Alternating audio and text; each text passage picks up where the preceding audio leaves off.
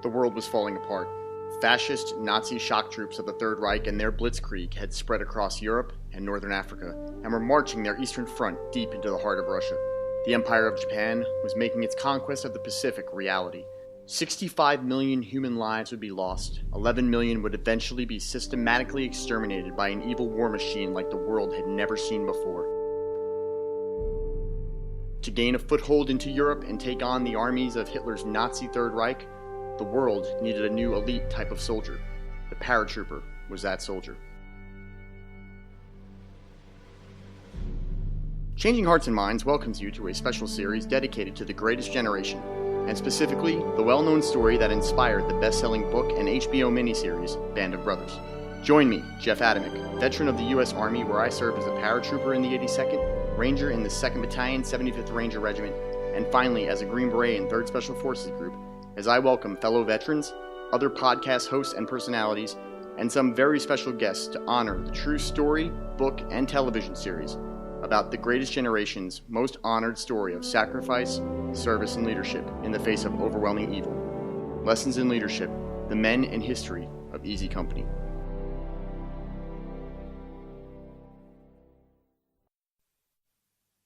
I've seen death. I've seen my friends, my men being killed.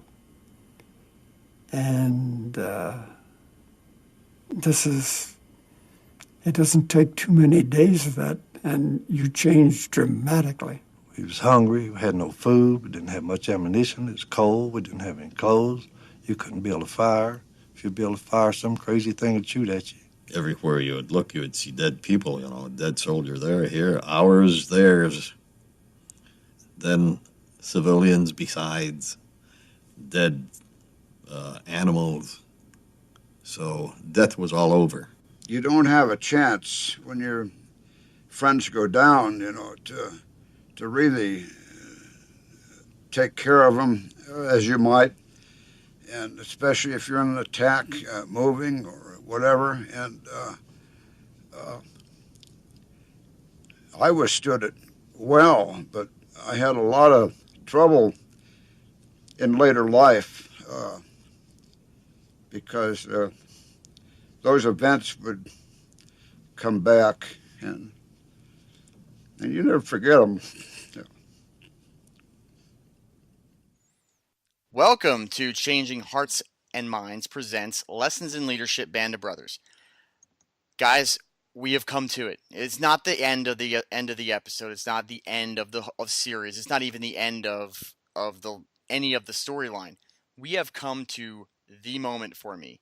Jeff's favorite episode. Jeff's favorite episode for so many different reasons. But before we get into all that, let's just do a recap of what happened last episode. Last time on Band of Brothers, Easy Company moves into the city of Bastogne and occupies the Ardennes forest outside the city of Bastogne, where company medic Doc Eugene Rowe is faced with having to deal with the day-to-day ins and outs of taking care of the men that he has in his care and his own fear and separation from those men. We also learn about a nurse who works in the city of Bastogne that is a Belgian nurse. And this episode is more hyperbole than it is actual historic fact, but we get a good indication of what it was like for the men of Easy Company to deal with the Ardennes forest during the Battle of the Bulge. Alright guys, that's what happened last episode. And before we get into this episode, I want to go over a couple things real quick. Last weekend, I had gotten the opportunity to go out to Kansas City, Missouri. Well, first of all, let me welcome today's guest co-host, Andrew Mcdowell. Andrew, buddy, how are you doing? I'm wonderful, thanks. How are you? I am fantastic, man. And for those of you guys who don't listen to my shows, shame on you. First of all, if this is the first time you're hearing it, and if this is the first time you are hearing it, and all kidding aside, Andrew McDowell is, believe it or not, guys, he is kind of like my co-host. I don't mean my co-host for this episode, but Andrew is probably the most frequent co-host and frequent guest here on Changing Hearts and Minds.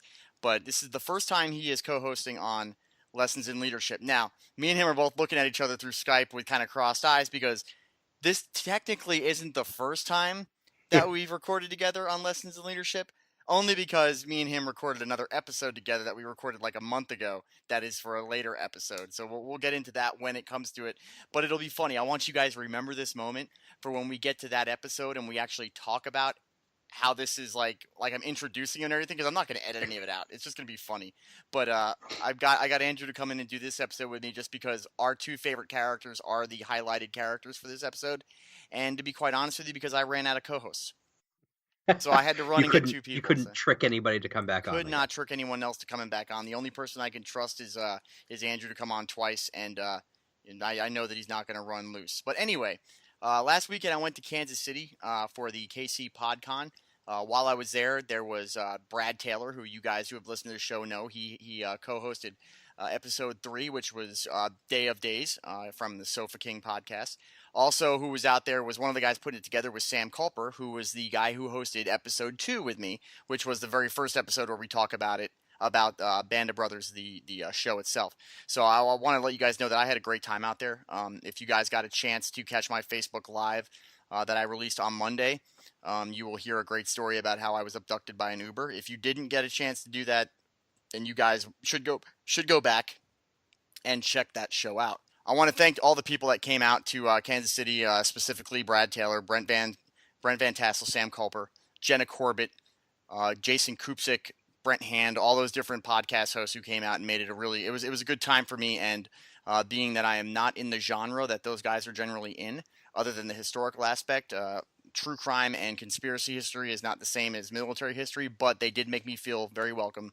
I had a great time, and hopefully next year, Andrew, we're going to get more of our guys out there from the Change Your POV podcast network, and we'll be able to go out there and have a good time, and I'll show you guys what it's like to party like rock stars, because I know you guys don't get to do that as often as you guys would wish.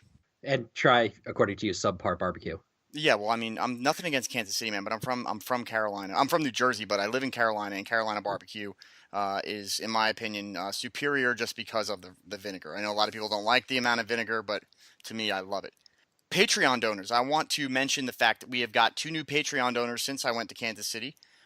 Nick Lopper is one of the Patreon donors, so we want to give a special thanks out to Nick Lopper out there in North Carolina for donating. And also, Just the Worst Podcast. I didn't mention her in the list of podcast hosts because I wanted to make a special mention of her now.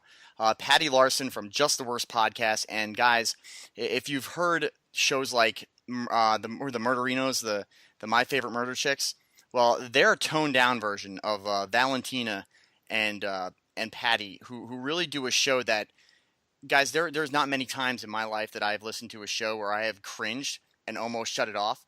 But there was a show they do on this guy named Mr. Hand who wanted to have sex with a horse. And because we have kids listening to this show, I won't go in anything more. But it really I had to almost shut it off. But I couldn't, because I mean, these are two good-looking women, smart, educated, good-looking women. Valentina is not a cat lady, despite my Facebook posts. Yeah, it was hard to get through that episode, but that's really what got me. So I love that show. She has made a massively generous donation, monthly donation to us, where she actually matches the donation that the actual host put on. So we want to thank her. I know, Andrew, you want to say thank you, Patty? Thank you, Patty. Yeah, see? Everyone loves Patty. So thank you, Patty, and all them guys. So here's something else I want to talk about before we get into the show. I want to give a shout out to the young listeners who are expanding their historical knowledge and reinforcing the importance of their understanding of our history. I want to mention one in particular, Michael Dennis, who doesn't miss an episode and makes sure that his mom, Amy Dennis, puts the show on to listen to every single week. Last week on the Facebook page, she had sent in a picture of him inside the car listening intently. Apparently, as soon as he jumps up in the car, he's saying, "Mom, put the show on." So, Michael, I know you're out there, buddy, listening. You keep Mom putting these shows on. I want to say thank you, and I'm going to give you a little bit of a hint, buddy. To show you my appreciation, you are going to have your own copy of the book and of the DVD or a Blu-ray box set of Band of Brothers coming at you, buddy, with a couple of my stickers and everything. So now, all the other listeners out there, don't start sending me pictures of your kids listening. I'm not sending them a book and a DVD copy, or maybe I will, but specifically because she had told me how much she's into the show, and I really do appreciate him as a listener and young people listening to history. Buddy, you got yourself a copy of the book, and a copy of the DVD or Blu-ray box set for the show is going to be coming your way. And then that's for nothing else other than for you being a smart, young, educated boy doing the right thing, and for making your mom listen to my show. I mean, it is her fault. So Make sure that you don't watch that Blu-ray DVD box set until you are old enough to understand some of the ins and outs of the show. But the book itself, I want you to read when you get a chance. I am going to go ahead and sign the inside of the book for you, send you a couple stickers and all that kind of stuff. So I want your mom to get on and DM me your guys' address so that I can send you that. And again, Andrew, do it with me. Say thank you to Michael. Thank you, Michael. Thank you, Michael, for listening to us. And Amy, you're doing a good job, mom out there, getting that kid to listen to shows like that. So we really do thank you and appreciate all you guys who are listening. All right, so on today's episode, obviously, we have our guest co-host, Andrew Mcdowell, who is host of the Change Your POV Network's Neophyte in the Woods. Andrew, for the people who don't know your show, and we will talk about it again later, but I'm going to do it to him twice. Go ahead and give us a little bit of a talking to about what your show, Neophyte in the Woods, is about. Sure. It's about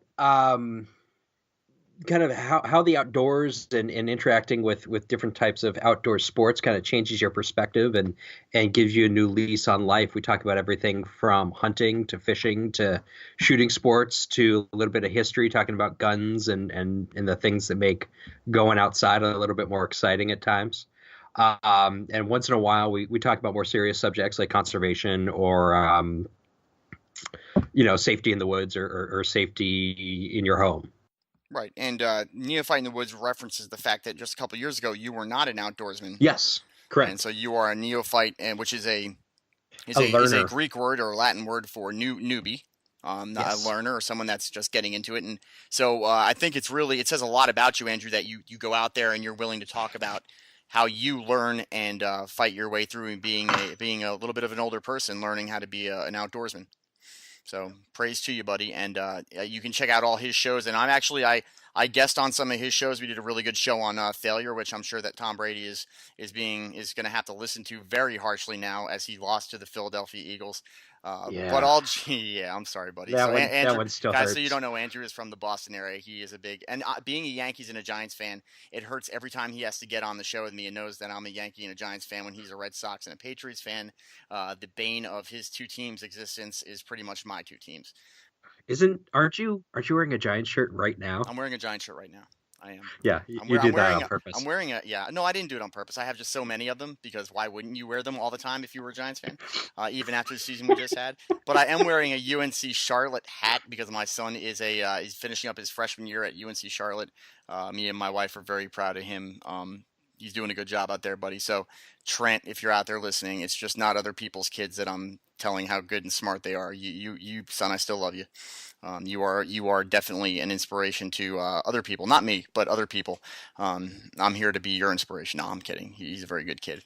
So again, now let's get into it. So now we've gone through massively about 13 minutes of unadvertised content, so all the people will be like, well, he just shut up. Except for Michael Dennis, who right now is jumping up and down at his mom's thing, and she is dreading him seeing the scene where it's the one young guy is having a go at that German girl. She's dreading him seeing that scene. But like I said, Mom, Amy Dennis, it is up to you to let that kid watch that whenever he's old enough. But the book itself, I would, you can start reading to him at night. It's a quick read. It's only a historical document, so. But no, that again, Michael Dennis, good job, buddy. And that stuff will be coming to you. I'm not just but the stickers are really the most important thing. You should put them all over everything. So this is the episode that is my favorite episode of Band of Brothers. I use this actual episode as a reference for many talks I give on leadership. As this episode is where my favorite character is the narrative focus. But before I talk about him, I'm going to let Andrew talk about the other, we talk about before in the other shows that we have a character highlight. One or two characters that we highlight in each episode. This episode, even though it is narrated by my favorite character in the show, the other character highlight is Andrew's favorite character in the show, which is part of the reason why he came on. So, Andrew, talk to us about your pick for the character focus for this episode of Lessons in Leadership. Sure. So I like complex characters, like I think a lot of people do. So I want to talk today about Ronald C. Spears. In the show, he's played by a gentleman named Matthew Settle. And I think he does a great job kind of portraying the complexities, and we'll dig into some of that later on, I know. Spears was actually born not in the United States. He's born in Edinburgh, Scotland, in about 1920. He spent his first few years of life there and then emigrated with his family to the United States, to my hometown, Boston, Massachusetts. believe it or not, he gave a great gift to this country for Christmas in 1924 when he arrived here. He attended military training in high school, after which he was commissioned as a second lieutenant in the United States Army, and was in the service prior to the start of World War II. However, once that rolled around, once Japan bombed Pearl Harbor and we were in the war for real, Spears volunteered to join the paratroopers. He was a platoon leader within Dog Company, 2nd Battalion of the 506th, which later became part of the 101st Airborne. And he joined at Camp Toccoa, like all the kind of the plank holders, if you will. He, like the rest of the division, was shipped to England in 1943, shortly before Mission Albany. After he arrived in England, he and the rest of the division began training in earnest for the invasion of France.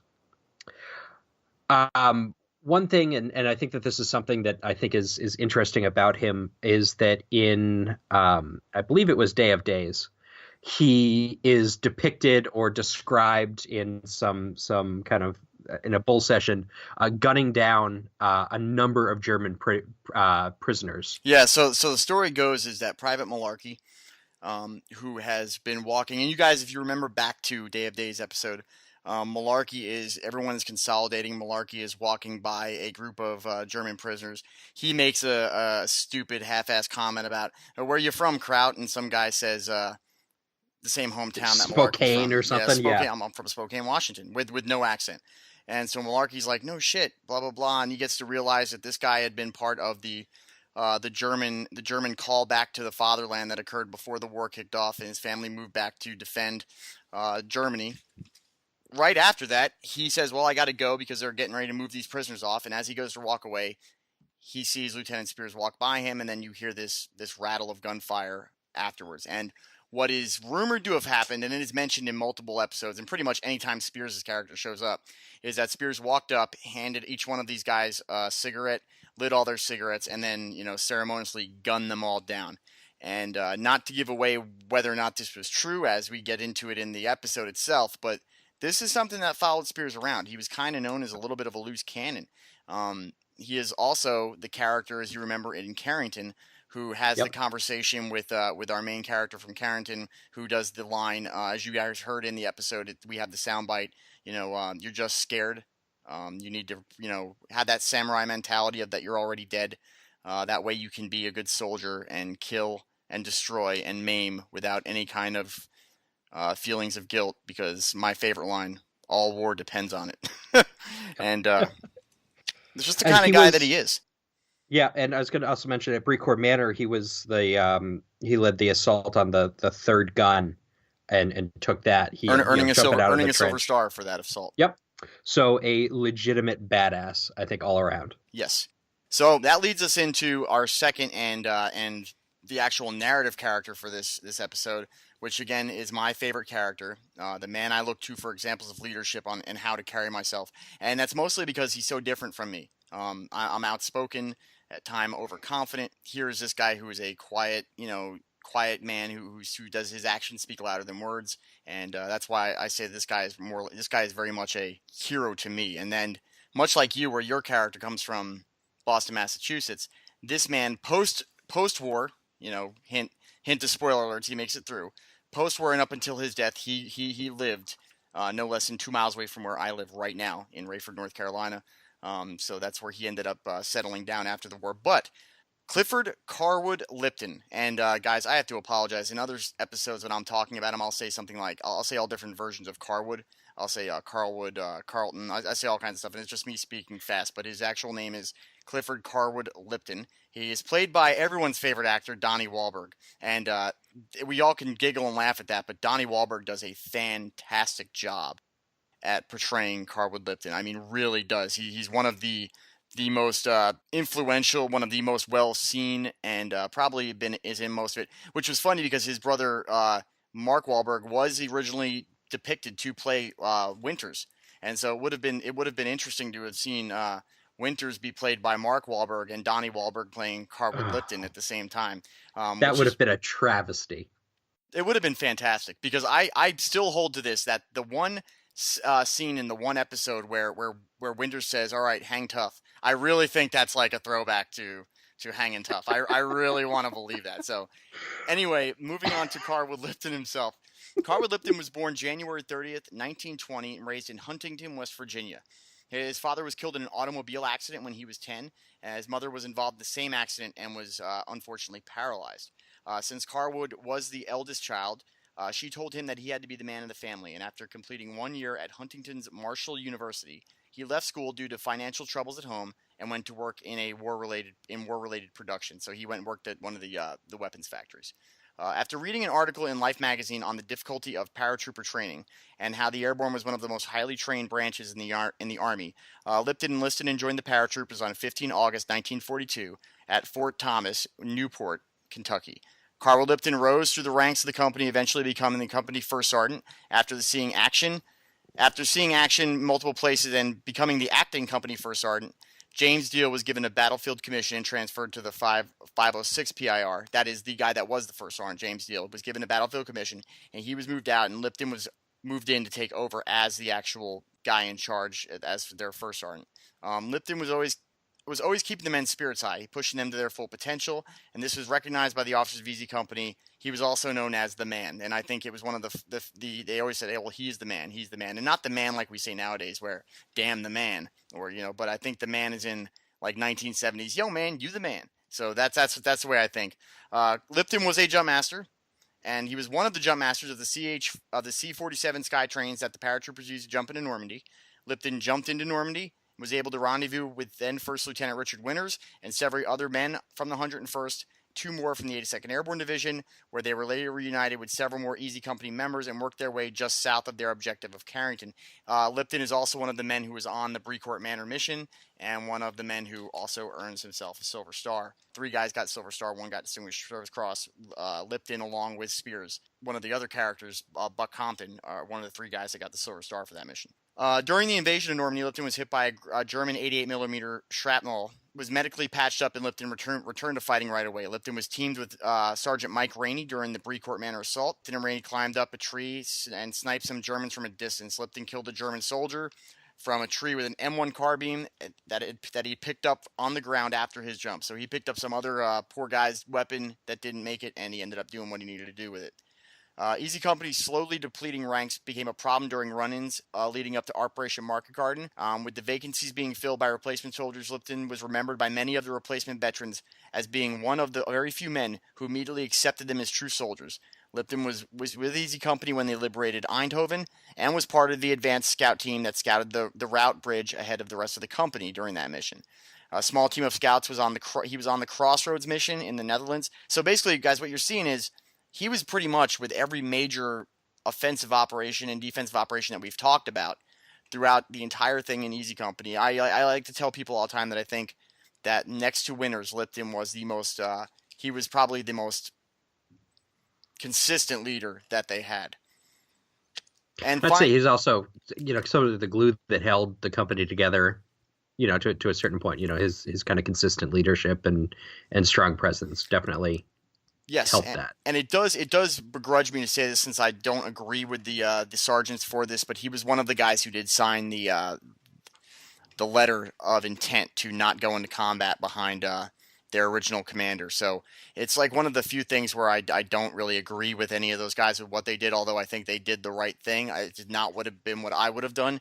Again, that's one of the reasons why the guy is so likable, is because he is a human. He does make mistakes just like anyone else. His behavior, his actions, and everything he does really just, in my opinion, epitomizes a leader in every method of the word that you can use.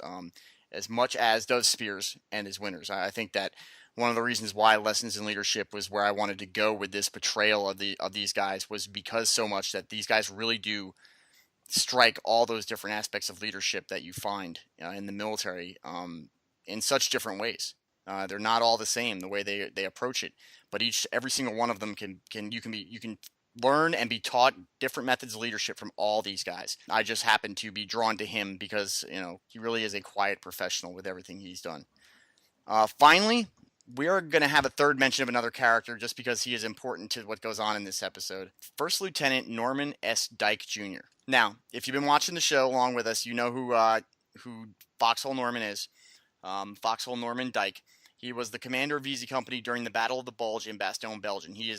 He is the guy that at the end of the episode where they're getting ready to go in there comes running up all frantic, worried about cold weather gear and stuff like that. And Winters tells him, well, you got bigger problems because you don't have enough ammo. He's the guy that yells at the medic in the last episode for being in two medics being in the same foxhole, which was a good correction, just to turn around and ask First Sergeant Lipton where his foxhole is, because he has no idea where it is. And he was really just a giant clown. Lieutenant Dyke was born in Brooklyn, New York. That really bothers me.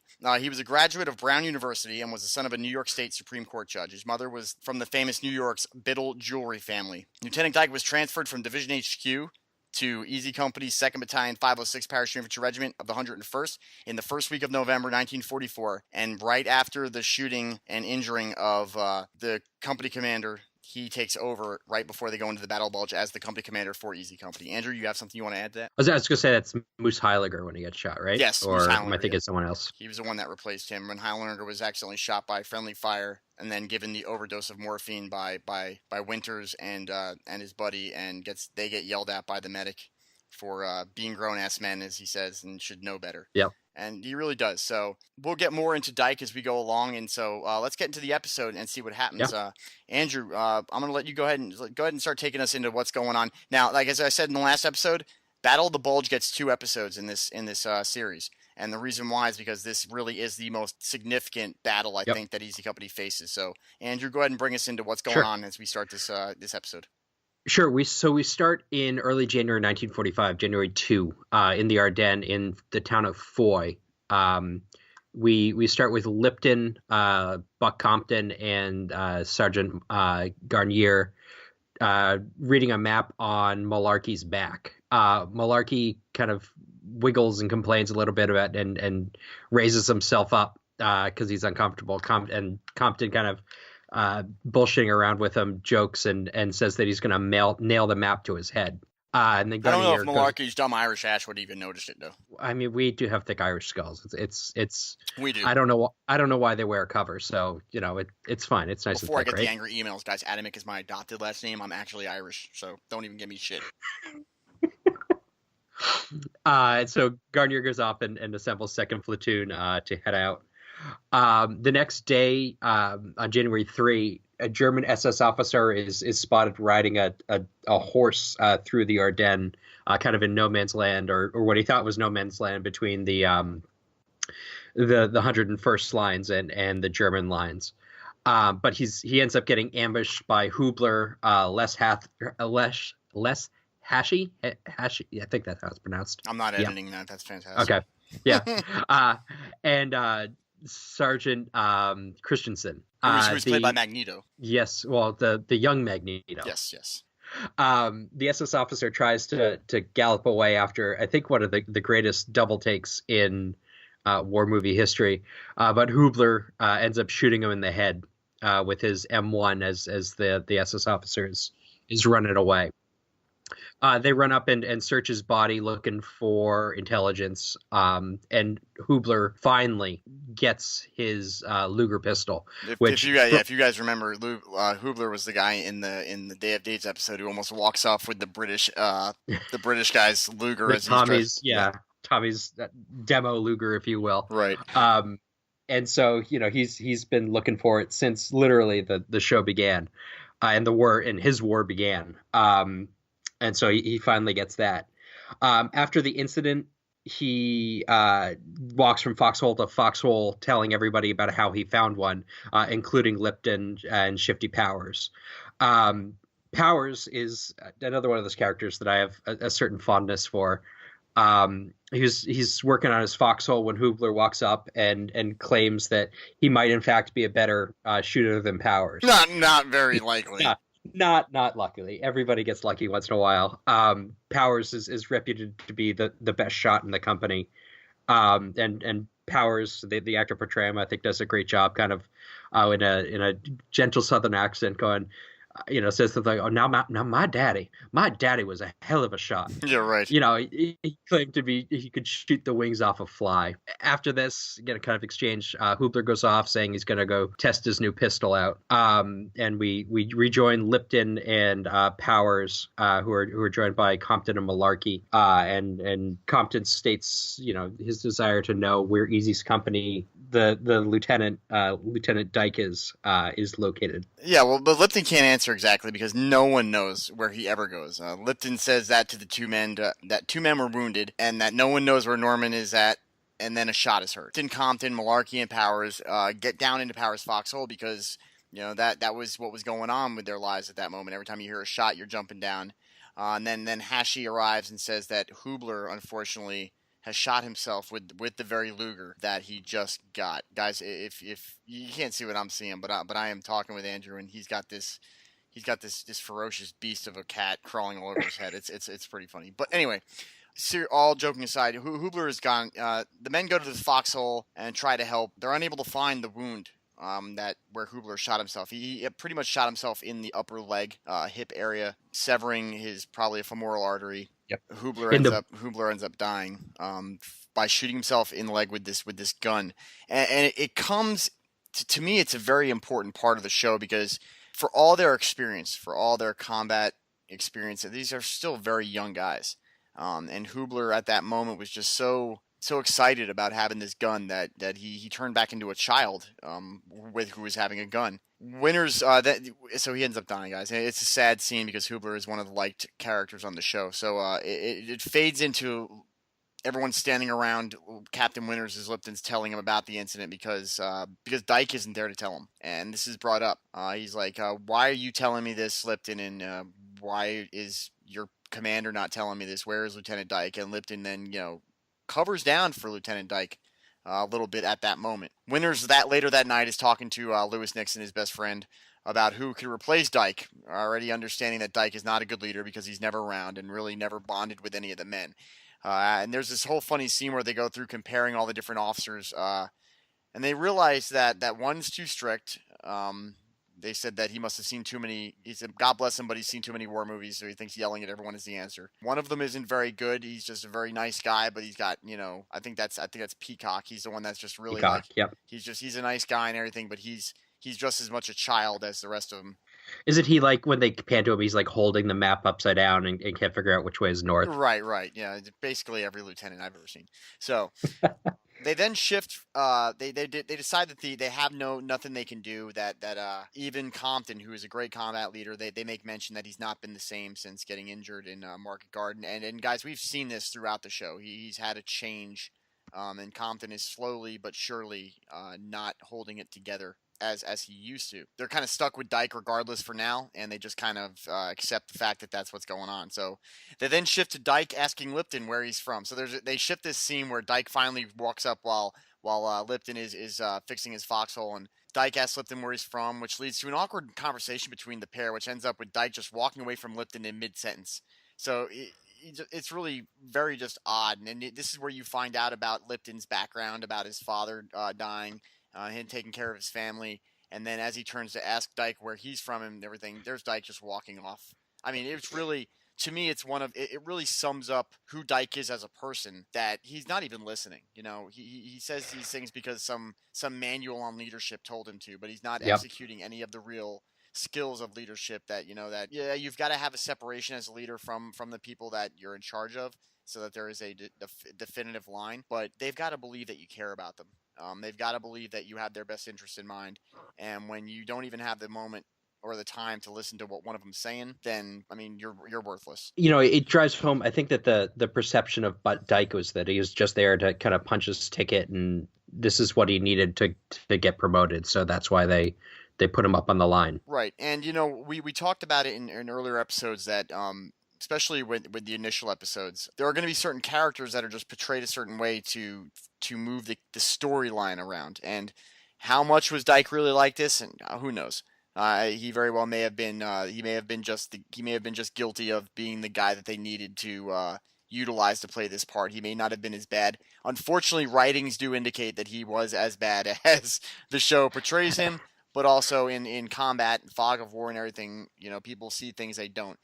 Funny thing about this scene is you see the next morning, Frank Perconte, Pat Christensen, and Kenneth Webb are discussing what Lieutenant Spears did in Normandy, your boy, and how he gunned down some German POWs after offering them a cigarette. Spears himself walks up out of nowhere, tries to convince the men that the foxhole they're dug isn't very good, but they say Dyke said it was good enough, and he's like, all right, well, if your commander said it's good enough, and that shows Spears good. He's trying to tell them, hey, this isn't well done. But when they say, well, Dyke said it was, Spears doesn't say, well, hey, your leader's an idiot. He does that. But then he offers him a cigarette, and the men's faces show the horror that they have after hearing the POW story. And it's one of those moments, the comic relief moments, because Michael Fassbender's face, he's just got, it's like his jaws on the ground because they just got done talking. And I think Spears knows it. I think he knows that they just got done talking. Yeah. And he does the whole thing, and he gives him like this look, and then he walks off smiling. And so that's always what I love about Spears. He was always encouraging this storyline. So what happens next then, Andrew? What's going on? So Easy comes back to the front lines in the forest just outside of Foy, and set to dig in new foxholes and strengthen and continuing to improve their existing ones.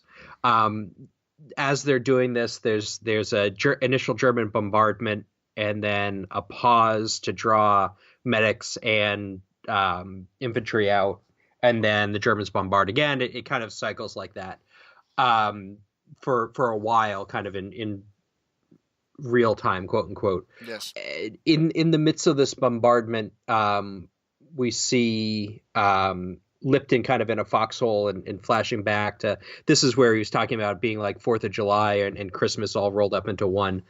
While all this is going on, and Joe Toy, who you'll remember from basically every episode before this, is, I believe, out of his foxhole or running to his foxhole, and a shell lands close enough to him and it ends up blowing up half of his right leg. I think it was below the knee. Yes, below the knee. And Garnier, his best friend in the company, hears him yelling for help and rushes out to try to drag Toy to safety when another shell explodes near them, and Garnier loses his right leg as well. Yeah, and this is in my opinion, this is one of the most horrific scenes to watch, because when Garnier runs up, Toy is saying, I got to get up, and Bill Garnier, for all of his harsh and his gruff and his brutal methods of dealing with people, you can hear in his voice this brotherly tenderness of I got you, buddy. We're gonna get you out of here.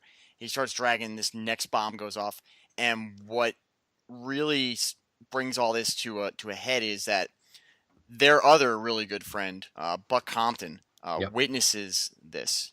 He runs up and he takes a look at those guys. And I am going to, we're going to stop right now. I'm going to play audio of Captain Dale Dye during our interview, or my interview with him, and where he talks about this one scene in particular. It's going to hit you. It's going to hurt you. And you're going to have to deal with it. I mean, I will never forget the moment that I knew Buck Compton really understood it. And that's the moment that he takes his helmet off and he just drops it. Yeah. And I said, and that was Neil McDonough. And Neil got it. He understood. I said, you have just said about 9 million words in one little action right there. Yeah, absolutely. Absolutely. I mean, great scene. And the lead up and the way it was filmed was perfect in my opinion. Because it really did surmise everything that goes on, that, we are a glass that is filling up with water, and you can only hold so much. You could see the demons crawling around behind Buck's eyes. Right. When he dropped that helmet. And I said, yep, that's it. He's got it. And that's a thing. I'm glad that we included it, frankly. We didn't. It wasn't intentional to emphasize PTSD. It was just the effect that much death, especially people that you're close to around you, can have on you. And we wanted to show it, but we didn't want to, have a little guy ride by on a unicycle with a sign that said PTSD on it. I mean, Right. so we had to do it in the way that guys would have done it in those days, would have dealt with it in those days, and I think we did that. Yeah, so Andrew, as you're hearing Yep. there, he really gives the actor a lot of credit for really bringing it Portraying for it that well. moment, Yep. that moment of dropping the helmet and the yelling of medic and his hand shaking and I want to say that I don't know what that's like, but I can't. And I think anyone that's seen combat has seen that moment where it's just too much. Buck Compton has seen a lot of stuff. And one of the sad things about this scene is that Buck Compton was a guy that was very, very full of life. I mean, this guy he's the kind of guy everyone wanted to be friends with, and seeing him have this moment as it goes into showing Malarkey later on, who now has no friends. I mean, those three guys were his best friends too. Toy and Garnier are both gone. They don't know whether they're going to live or die. They've lost their legs. They're gone. Buck Compton, Malarkey goes to try to visit him, and as they're reading to him, saying those things in those letters, like, how much alive he is, and Buck Compton reaches over and grabs the letter, doesn't want him reading it, and you just see the life taken out of this guy. Having said that, we all know that Buck Compton goes on to, as we've talked about him in the past, he goes on to do very big and important things. Yep. But man, it's a hard scene to watch. Yeah. Yeah, it's like that scene is right up there for me with like one of those another one of those World War II movies that's a touchstone in Saving Private Ryan when the medic gets shot in the liver and he's bleeding out. It's just a gut punch because these are characters that you've kind of come to love, and right. Seeing them like that is hard to watch. I mean, it's just one of those tough things. Yeah, and also while all this is going on, there is the shelling is still going on, and still going on. Skip Yep. Monk and George Lutz are in a hole together. Yeah, and in comes Lipton. He dives into the hole with him, and a shell lands like right in front of them, and doesn't go off. And this would have killed them. This would have killed these guys. And this moment where Lutz lights up a cigarette, and Lipton, who is non-smoker, takes a cigarette, and that's shaking. And this is where the title of the episode, breaking, the breaking point. Breaking point. You see multiple indications of these guys getting to that moment where it's just become too much. And I think I always liked this episode beforehand, but with my own experiences with post-traumatic stress disorder and everything else like that, I think this is really where the show gets me the most, because you got these guys, there's nobody is beyond or above having, we're all a glass of water. Or all a glass, and that glass can hold so much water, and if you just keep pouring more and more water into that glass, it's eventually going to overflow. And that is what I see as the breaking point, is when these guys, they can't carry this stuff anymore. Mm-hmm. It just becomes too much. Malarkey is so affected by everything that Lipton's walking around with Hubler's his gun that he shot himself and killed himself with. Well, Malarkey, much like Hubler's been talking about wanting this thing forever. And what is his kid brother, right? His kid brother. So what does Lipton do with that gun? So Lipton actually ends up giving it to Malarkey to send back to give him a little bit of I don't want to say joy, because obviously his two best friends just got brutally wounded. Yeah. But it's something a little spark of life, a little something to take him back home or make him think about his family, maybe and take him out of the kind of clearly the deep depression he's in and the shock that he's feeling. So he gives him the pistol, and you see a little bit of a spark come back into Malarkey's eyes, and definitely I think was an appreciated gesture, and speaks to Lipton's ability to not only lead but read people and figure out what they needed at a certain time to help them forward. That really is, like, in my opinion, like the low point of the show, and it's and I mean the entire series, barring one other episode that has a very emotional aspect of it, which we'll get into later on in another episode, but. This is really in my opinion, the low point of Easy Company's dealing with the long-term impact of war on them. Mm-hmm. So the very next day, which, this is the thing about it, guys, is in this war, especially in this war, you have these low moments, but the next day you've got to get up and get right back to work because, as Spears would say, all war depends on it, and they had a very important mission to do. So next day the men prepare to attack, and what they're planning to attack is they're planning to attack Foy, because they know that if they can get a seizure on Foy, they can put an end to this. They prepare to attack Foy. Winters runs through the plan with Dyke. and tells him he's relying on him. Dyke just says clear, clear, clear, that he understands. And as Winters gets up, Dawn yawns quite calmly and just sits in his foxhole. And it's it's such a odd moment because I don't think he's clear. I don't think he's getting any of this. So the attack finally begins. It begins with the men running down to an open field that is between the wood line and Foy. Lipton tells his men to move fast and to keep going so they reach the town. And that was the whole thing about war back then, was it was violence of action, close the distance, keep moving forward, because the longer it takes you're out in the open, the more of a target you become. Dyke runs much slower, telling Seamus to keep it tight. Foley breaks off with the first platoon to clear out some small shack, but because he isn't fast enough, Dyke assumes Foley is disbanded from him, and he's going against orders. So Dyke stops the middle of the open territory to tell radioman George Lutz to get Foley on the radio so he can yell at him. Dyke has all of Easy Company stop advancing in the middle of the field so that he can yell at someone because he doesn't think they're doing what he wants.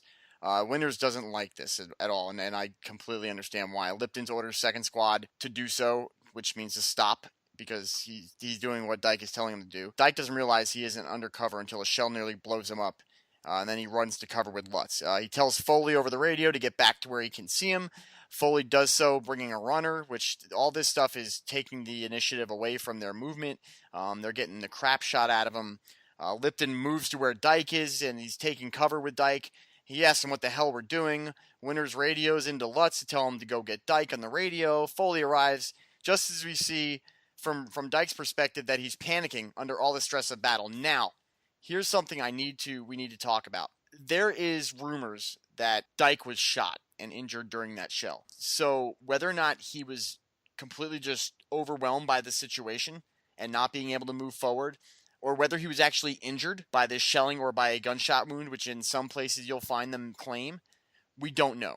Having said that, everything else Dyke has done up until this point does not lead me to believe that I can go with he was wounded. I have to go with the fact that he's incompetent, and that he was just overwhelmed by the moment. And that doesn't mean he was overwhelmed his entire life as a leader or was a bad person. Just at this moment, he doesn't know what to do. He kind of gets stuck and he can't make a decision. Lipton's trying to get him to make a decision. Lipton's such a good soldier that Lipton won't take over. Winters actually tries to go out and take command. Yep. The battalion commander's like, "Oh, you ain't going out there." Strader's like, you stand right where you're at, Major. You're not going anywhere." And so what does he do? He relieves Dyke and puts Spear in command of the attack. He calls Spears up and says, "Spears, get the hell out there and get those men into Foy." And I'll tell you what, man, I don't want to take away your thunder as much as I'd like to. I want you to describe you go ahead. You tell everyone what Spears does, because this, to me, is, I believe every indication of this. I don't think this is Hollywooded up at all. I think this might have been exactly how it is, but tell everyone how your impersonation of this entire scene and what Spears does. So what Spears does, and this is in every book I've ever read about this particular attack, Spears needs to get communication with the troops that Lieutenant Dyke sent on a flanking mission to the other side of Foy, trying to keep people, get the Germans in a pincer. And they don't have comms. So what Dyke does is what Spears does is the most direct thing that he can do. He runs from the side of that he was on with Lieutenant I guess Major Winters now. Major Winters, and runs directly through the German forces. He runs through the middle of Foy, past the tanks, past the machine guns, just sprint straight through, connects with the Easy Company, the 506 forces on the other side, tells him what he needs them to do, and then he runs back to take command of the other side of the attack. Twice more, I think, after that. So he runs back and forth a total of 4 times, under fire, like straight through the middle, like out in the open, directly through everything. Like, once I could see, maybe if you're really lucky getting away through it, but doing it 3 more times is suicidally brave. And just downright impressive. Lipton makes mention of this. Now, as we said before, this entire episode is narrated by Lipton, seen through his point of view. And Lipton goes into talking about it much like we are right now. He's saying that it is the most impressive thing he's ever seen in his entire life. And watching it, if you haven't seen the episode, or if you haven't seen it in a while, you got to go back and watch this scene. And you've got to look at it from the aspect of Spears is he is in an event of war kind of guy. I mean, this guy, he could inspire and get people to follow him strictly by his actions to anywhere. And he loved his company and the men he was put in charge of. He seemed to have he cared for Easy Company beforehand, as we saw with him telling Christensen and them about their foxhole not being right, because he's looking out for them. And then the second he's put in command of that thing, he goes out there. He doesn't go out there and do it to show up, Dyke. He doesn't go out there and try to, win the battle all by himself. He just does what has to be done. Someone has to go over there and get these guys. He runs across everything, comes back with them, and then he leads everyone into it, and it's impressive, man. Like I said, there's no other way to put it. This guy is he's exactly the person you want in charge of you. We can maybe talk about this a little bit more in depth later, but I think that one of the things about his particular style of leadership is he leads from the front, like, the rest of the good officers that are depicted in this show do, but he's not afraid to use his reputation for good, the positive aspects of it and the negative aspects of it to either instill fear or awe to get them to get his soldiers to do what he needs them to do. Right. He's an example of what violence of action and making decisions, right or wrong, under fire will do for you. So they take Foy. They absolutely take Foy. They put a official end to the Battle of Bastogne. To the siege of the Ardennes Forest. They move on. A couple guys are sniped afterwards, and you're really starting to see a lot of the original guys.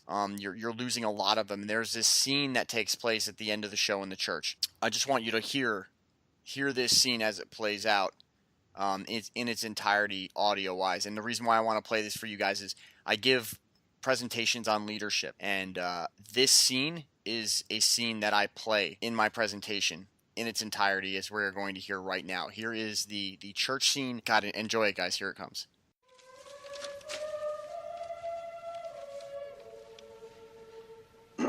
What is it? Nothing. Well, I better get back to the battalion before they disappear.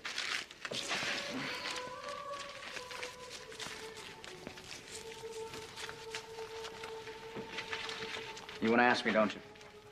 Ask you what, sir? You want to know if they're true or not, the stories about me. You ever notice with stories like that, everyone says they heard it from someone who was there. And then when you ask that person, they say they heard it from someone who was there. It's nothing new, really. I bet if you went back 2,000 years, you'd hear a couple of centurions standing around and yakking about how Tertius lopped off the heads of some Carthaginian prisoners. Well, maybe they kept talking about it because they never heard Tertius deny it. Maybe that's because Tertius knew there was some value to the men thinking he was the meanest, toughest son of a bitch in the whole Roman legion. Sure. These men aren't really concerned about the stories. They're just glad to have you as our CO. They're happy to have a good leader again. Well, from what I've heard, they've always had one. I've been told there's always been one man they could count on. Let him into the Bois Jacques, held them together when they had the crap shelled out of them in the woods. Every day kept the spirits up, kept the men focused, gave them direction. All the things a good combat leader does.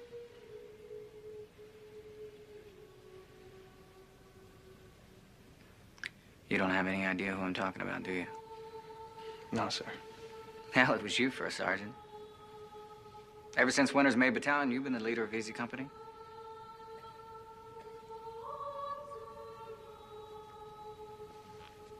Oh. And you're not going to be First Sergeant much longer, First Sergeant. Sir? Winter's put in for a battlefield commission and Sink approved on your behalf. You should get the official nod in a few days. Congratulations, Lieutenant.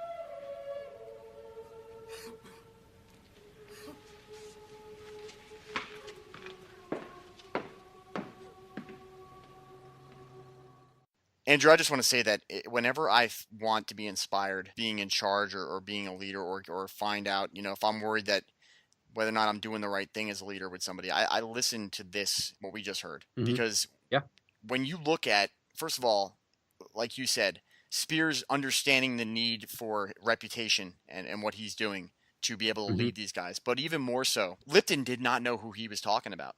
Yep.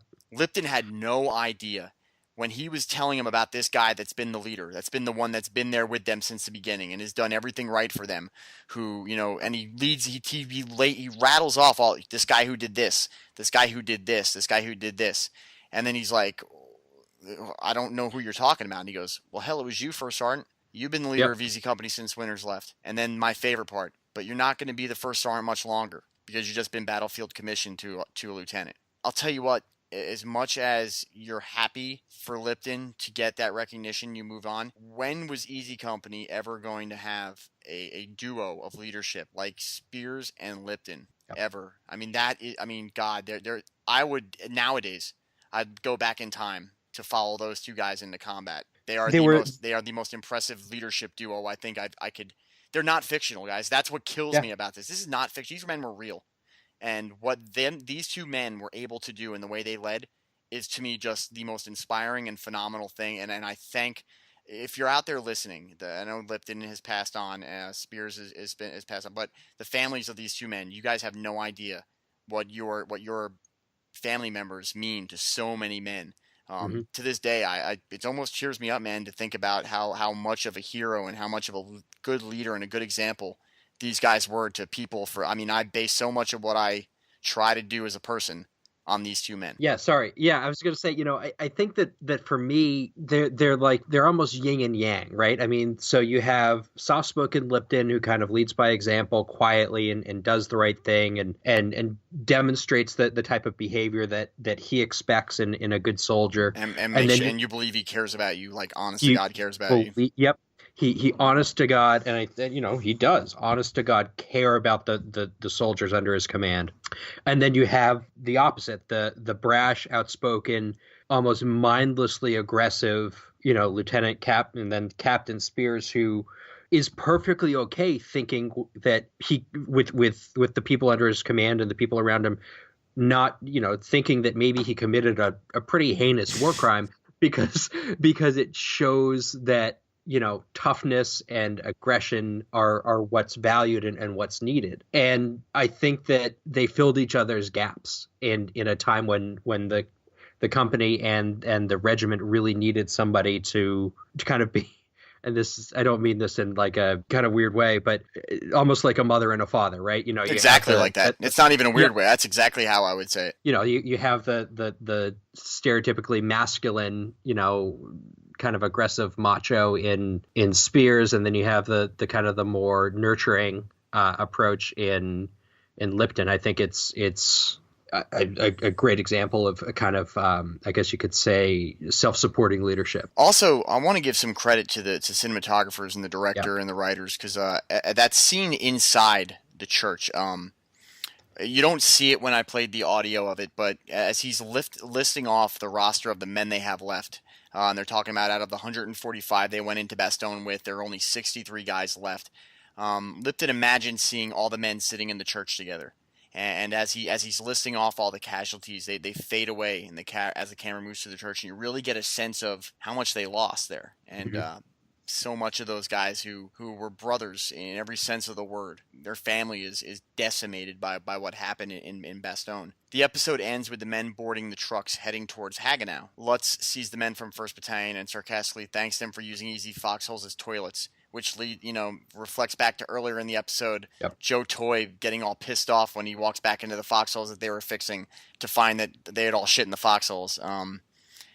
And Lipton shares a smoke with a couple of the men as the episode fades out and ends. I can't say enough about this episode, what this episode means to me as an individual on so many different levels, showing the humanity of these men and that they can be broken no matter how tough they are, showing that even when you have bad leadership, as Lipton had with Dyke, he was able to be a good leader no matter what. And what I want you to take away from this as a listener with the lesson in leadership here is, if your boss is a shithead, it doesn't matter. You still have the power within you to be the best leader that you can be. And then you might get that opportunity, if you continue to be that good leader, to have a Spears come into your life and be able to be this double-edged sword of just, God, as much as they've seen in the hardships they faced, I would have loved, and to this day still would, go back in time to serve under those two men, because that's how much they mean to me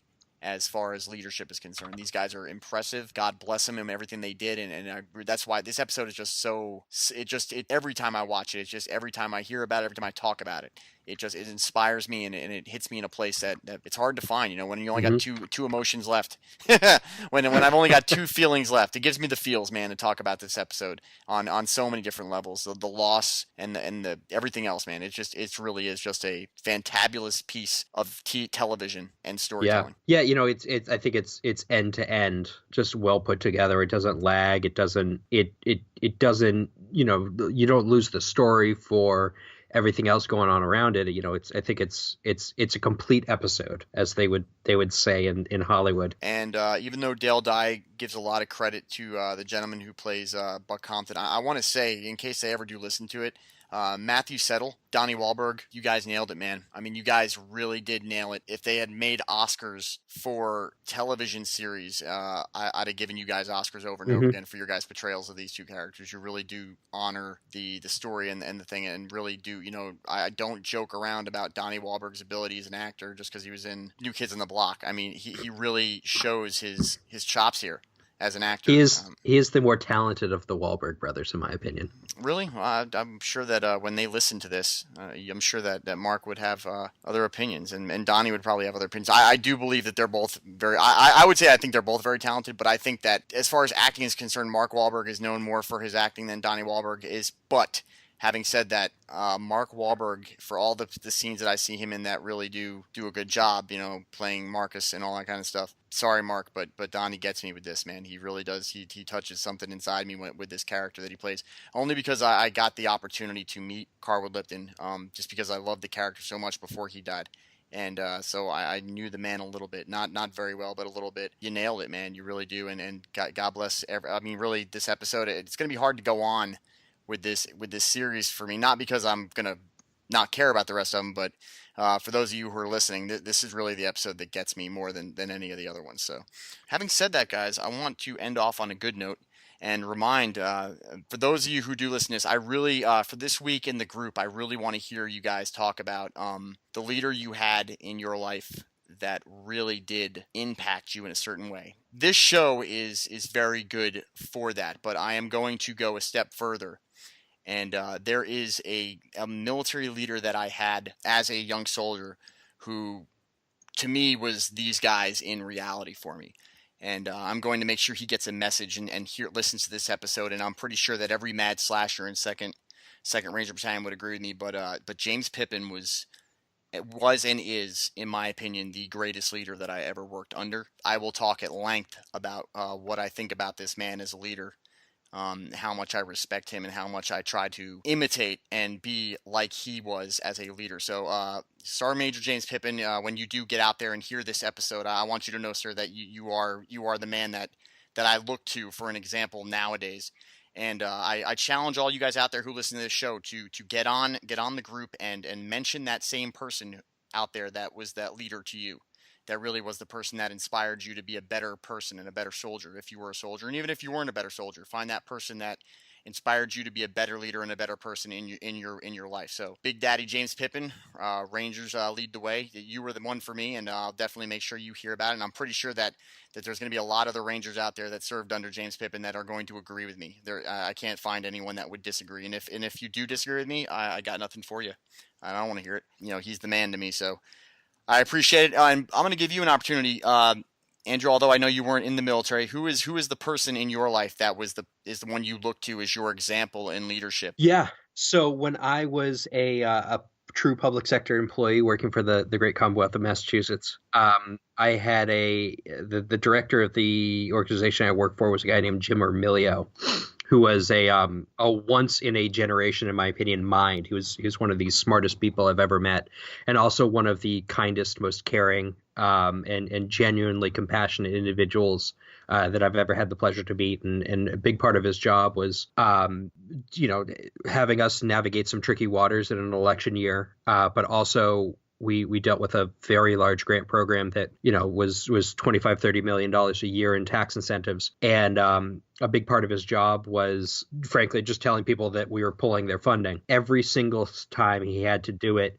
he he made them agree with them before he had to tell them Yeah. that it was time to get out of the program. And he really taught that type of, let's not treat everything like a nail and wear a hammer, but Right. facilitative and just genuinely wise counsel and leadership. I have tremendous respect for him and wish I was still working for him. Right. Well, that completely takes the wind out of my sails. I thought you were going to say I was, but no, I'm just kidding, buddy. No, good.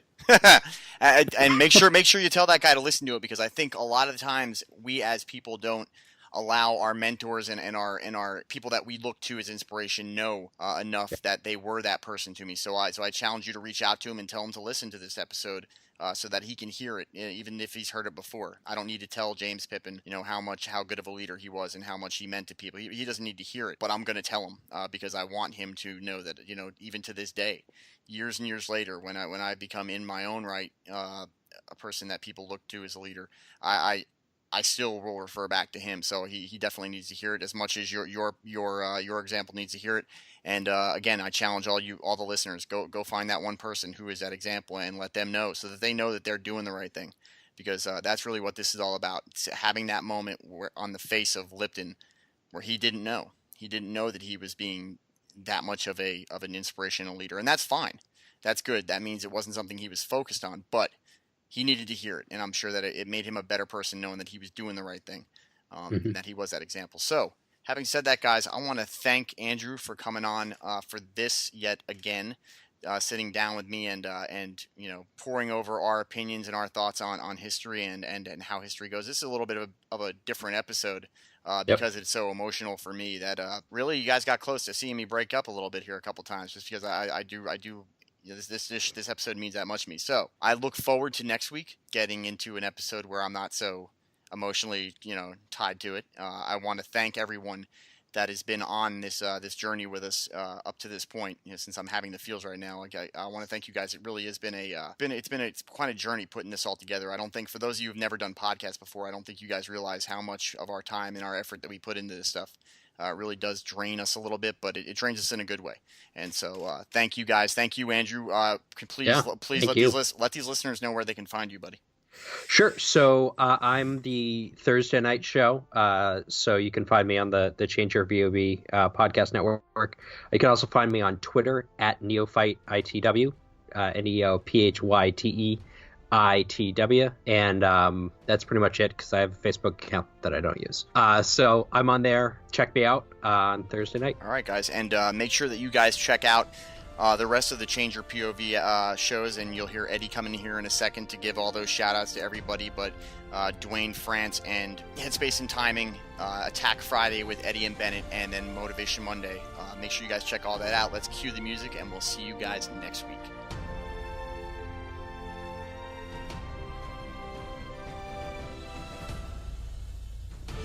Lessons in Leadership, Band of Brothers is a production of Changing Hearts and Minds, hosted by Jeff Adamick on the Change Your POV podcast network.